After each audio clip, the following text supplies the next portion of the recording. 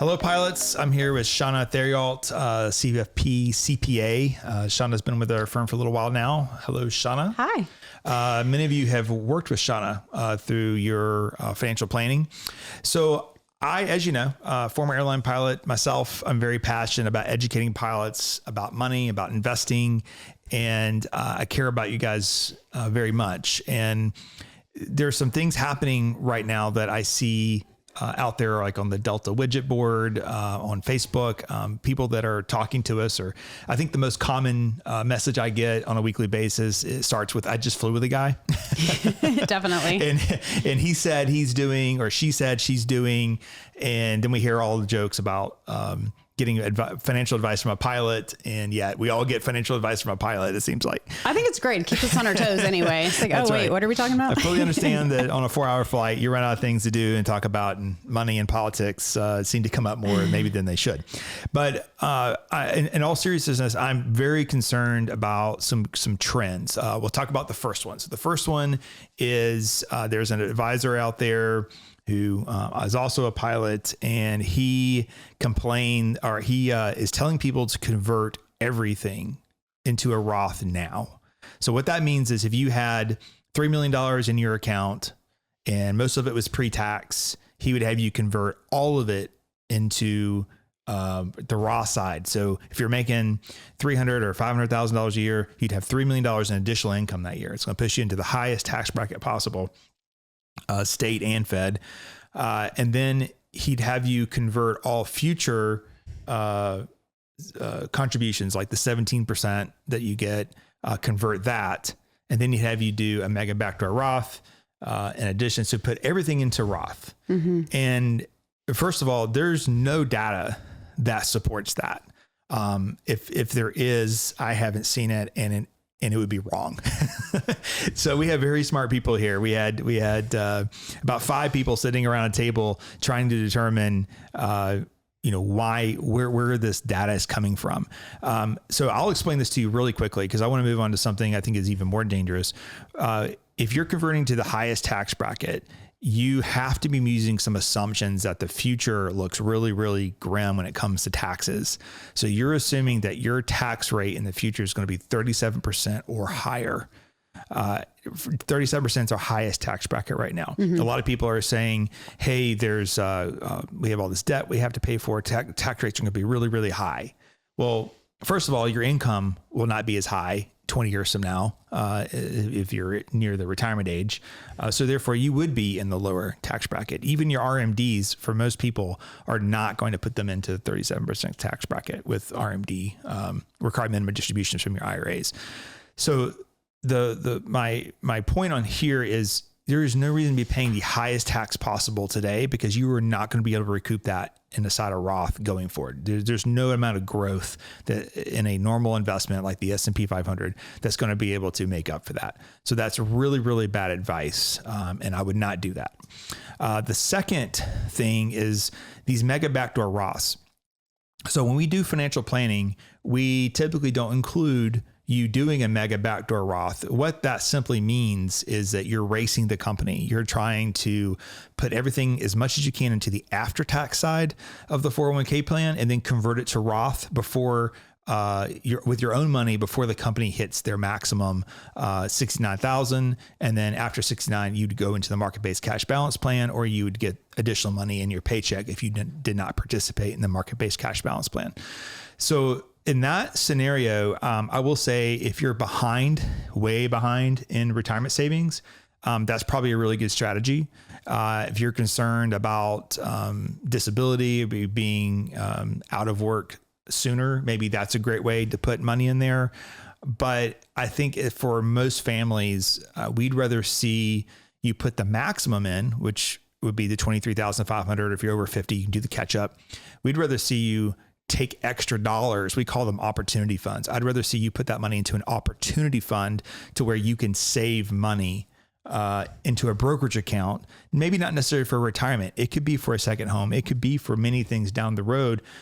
Most families seem to be pretty frugal when it comes to their opportunity funds. I think from a planning standpoint, as that account gets bigger, then it becomes a great vehicle to live off of for the first 10 years of retirement.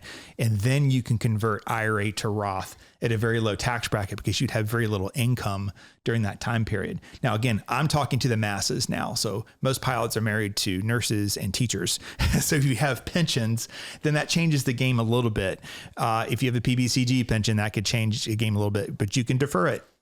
So you can do a lot of things during the between age 65 and age 75 to help with tax efficiency, just not while you're at your highest incoming years or earning years in the plan. So I'm not saying don't do a mega backdoor Roth. I'm just saying you need to have a good reason to do it, not just to do it.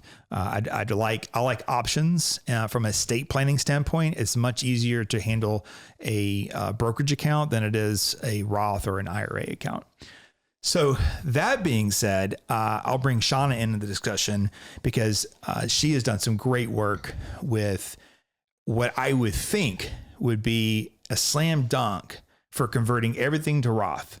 And that's a new hire pilot at age 28 years old. I've talked to him younger. I talked to a 24-year-old one time at Delta. That's crazy.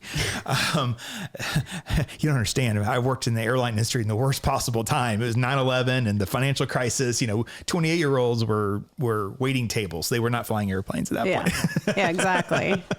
But we put together this scenario. If you're 28 years old, you get hired at Delta and you work all the way to age 65.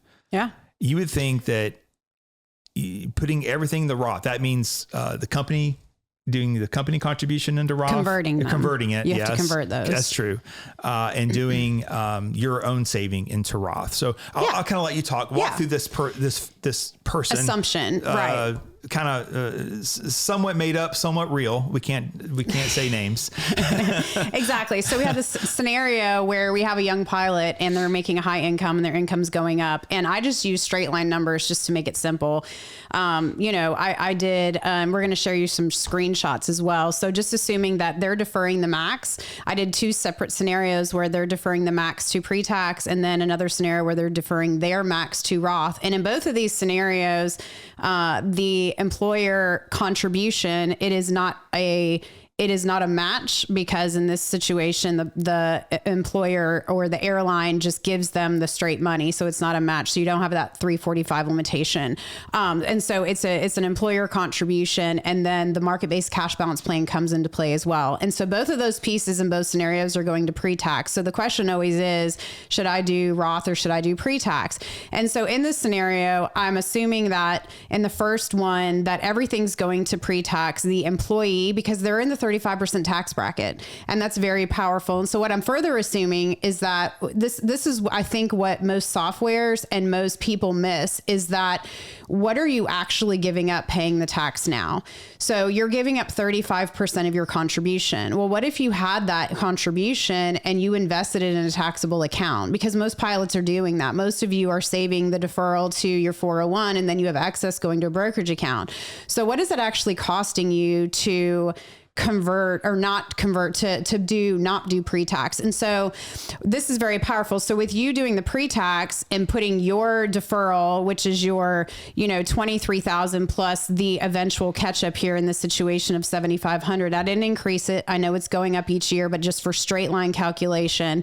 And then the difference of the 35% that you're saving on that, which is about 8,000 a year. So it's not a huge amount, but if you grow that at 6% over time, so what this is showing is that you're doing pre-tax. So you're saving the taxes now over time in your taxable account. You're saving throughout retirement $1.2 million in a brokerage account based on those savings and the taxes. And I think that's where a lot of, people don't look at, well, if you just show a straight line calculation of going to a Roth versus pre-tax, but you're not showing the actual tax savings and what you're doing with that, then yes, it's always going to look better that you put it in a Roth. But if you're actually saying, well, I'm saving this $8,000 a year compounded and I'm able to grow it myself, which is what most of you are doing. Well, that's $1.2 million that you have in a brokerage account when you retire.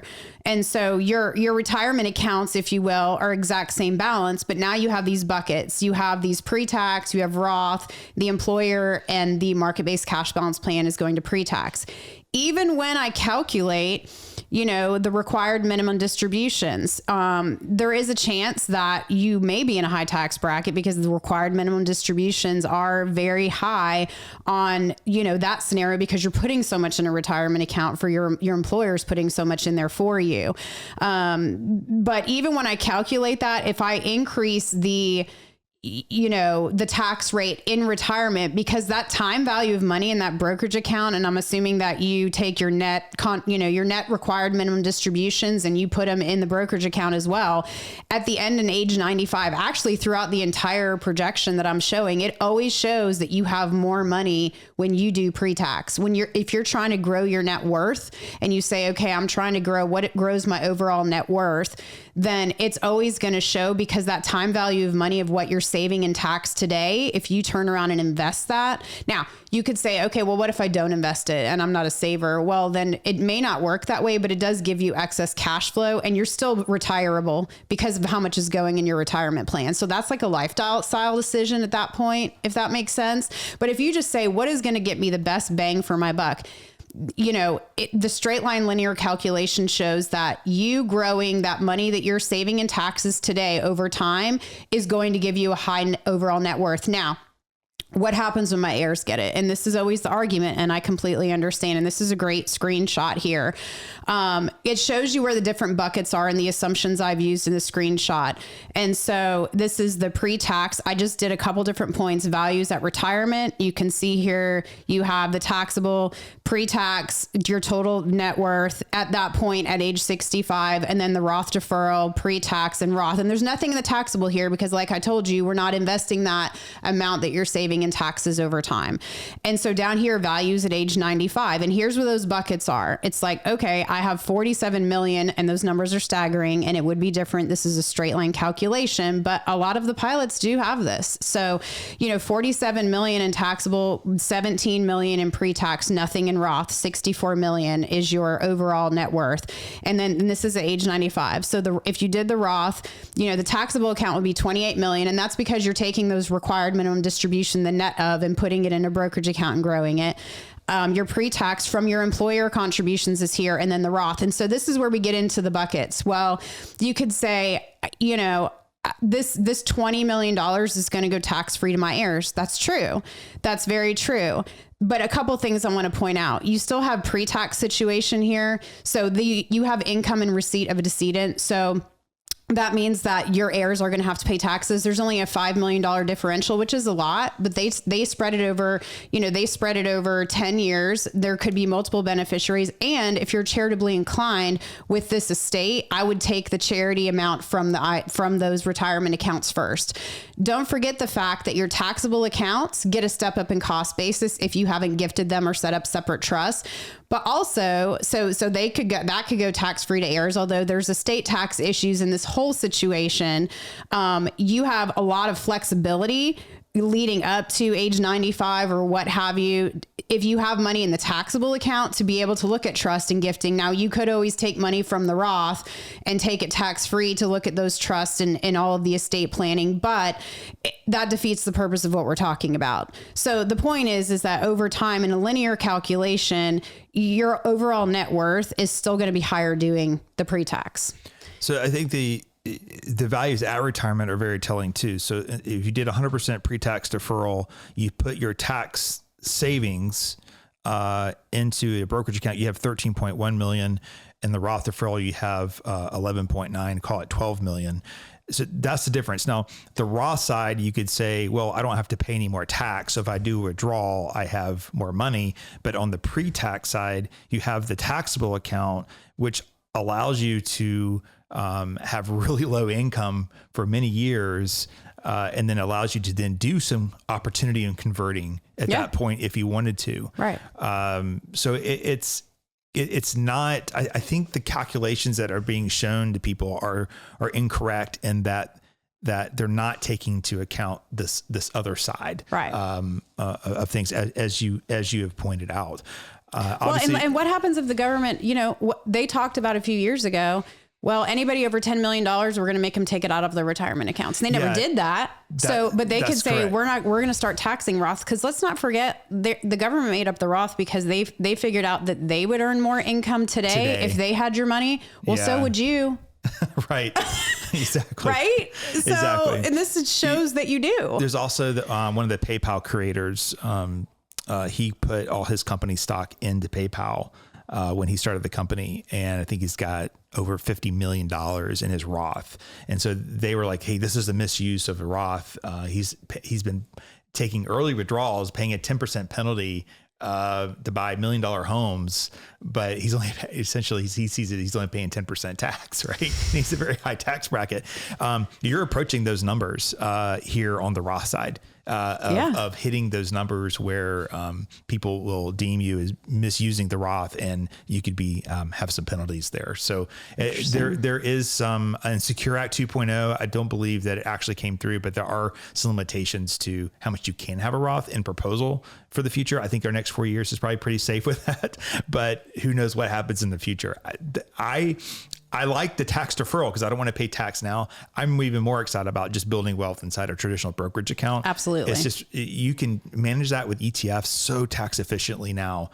You can do tax loss harvesting. You can do direct indexing if you have an account above 750,000 where you can create tax losses yourself by owning your own ETF essentially. Right. And so there's just so many more ways that you can handle that. You can gift it much easier. So I think that converting everything in it, and it honestly, it really does break my heart because I see these other firms and I don't know why this one particular firm is doing it, other than I think it's all kind of the same. If they can get you into into a brokerage link, then they can charge you an asset management fee. And I keep saying it over and over again, pilots don't need to pay asset management fees on their 401k plan. Yeah. There's been hard work. People have been a lot of fist pounding at meetings over many years to get 401k plans to where they are now.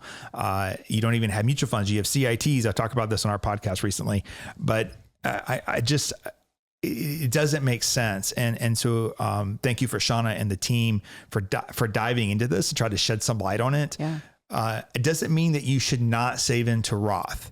I would say that as a rule of thumb, since we're talking to thousands of people through this, you get hired on as a pilot, you're making less than 150. That's a great time to be putting money into Roth, right? You're between 150 and 350,000. That's probably a great time to kind of do 50% pre-tax, 50% Roth. Above 350, I would do everything pre-tax at that point and participate in the market-based cash balance plan. That's another thing that I talked about on our podcast recently was there's a pilot who sent me all these screenshots from the Delta Facebook widget investors page, wherever they call it. And he's like, man, people are just beating people up over having signed up for the market-based cash balance plan. And I said, and my response to him was, people have lazy brains. And so they connect two dots and they assume that they have the answer when there's 50 other data points out there that they should be considering. And so they just didn't consider all the data points. And so they have a cognitive bias, as they say. So, if you're in the market-based cash balance plan, you did the right thing by being in the plan. If you're not in the plan and you have the opportunity of getting in the future, then you want to get in the future. United American, they can kind of slide in, slide out. Delta, it was like a one-time deal for whatever reason.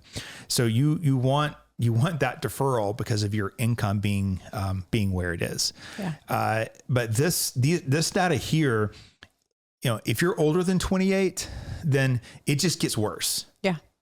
So we're using a 28-year-old because this was the best case for this concept to be working. Well, and quite frankly, to be honest with you, I ran it several different ways because, obviously most employees, if we're talking to the masses, don't have that kind of contribution into, if you want to start doing that for us, Casey, I'll be all over that one. Right. Most people don't have that much going into retirement where an employer is putting in $60,000, so I even ran it where, the employer contribution is less and, did it both ways. And it's still showing that in the long run, you're growing your net worth by doing pre-tax if you're in a higher tax bracket. Now, the closer the tax brackets get, get, the shorter it is, as far as the wide span. And I even got to one where it was a lower tax bracket, in all fairness, a lower tax bracket by working, and then even lower in retirement. And it did show that the Roth was better in the end, but the crossover break even there was like age 92. And so it was only better for 3 years. Yeah.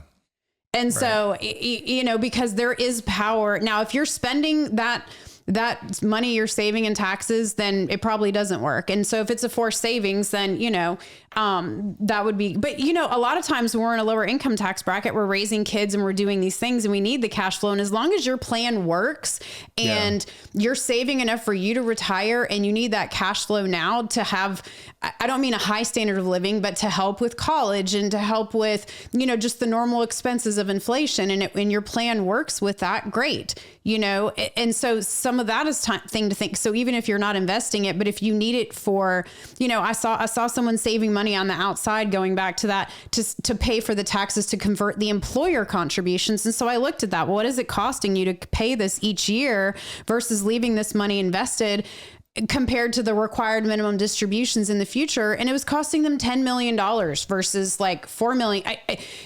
In the long run, it was hurting them so much and saving money on the outside to pay the conversion taxes for your employer contributions. I didn't understand why, you know, I was saying that in that scenario, it cost them $10 million in net worth.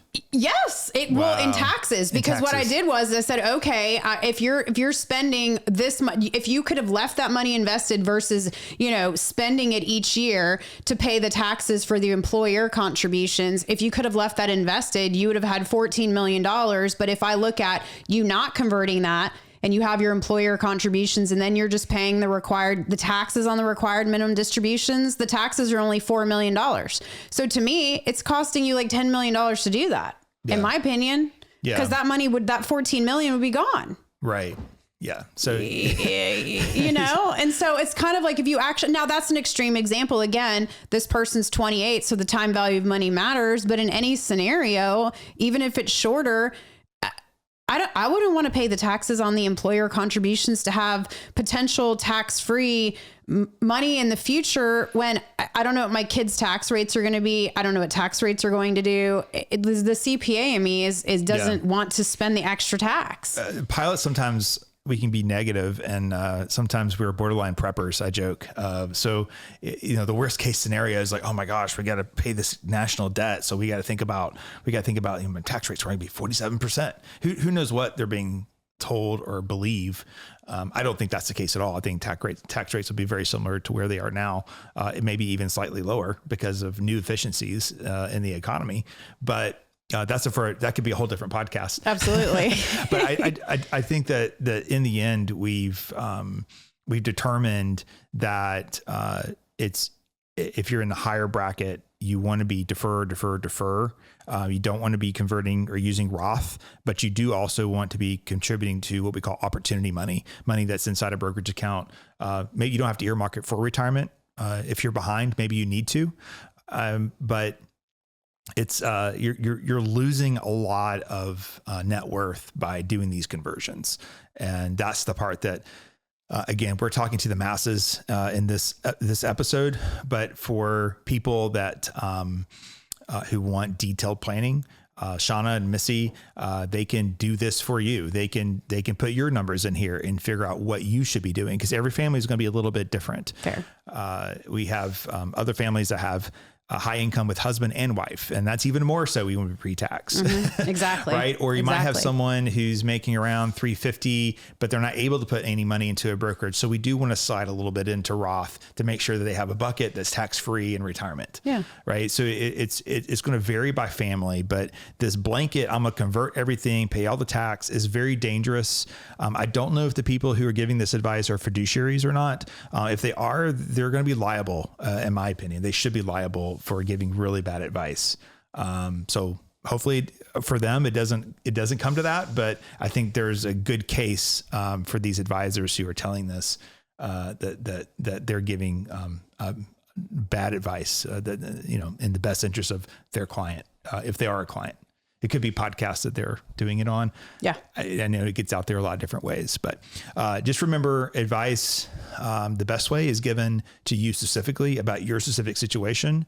So if you're trying to DIY it, obviously we want to be a resource, but the most important thing I think is to go through the planning process. Wiser Wealth Management offers a flat fee planning process. We don't have to manage assets. You will not pay us for assets under management inside your 401k plan. We have free allocations at pilotretirement.com, or you can go to wiserinvestor.com under the pilot section, and you can get asset allocation for free. Andrew puts those together every quarter. And sometimes we have small updates, but really these are long-term healthy asset classes that are available to you. Those are for free. And my competitors want to charge you a 1% fee for that. I'm giving it to you for free because the important part is the financial planning. So anyway, reach out to us if we can be of any assistance. Thanks for watching, and we'll enjoy seeing all the comments on this as it gets posted.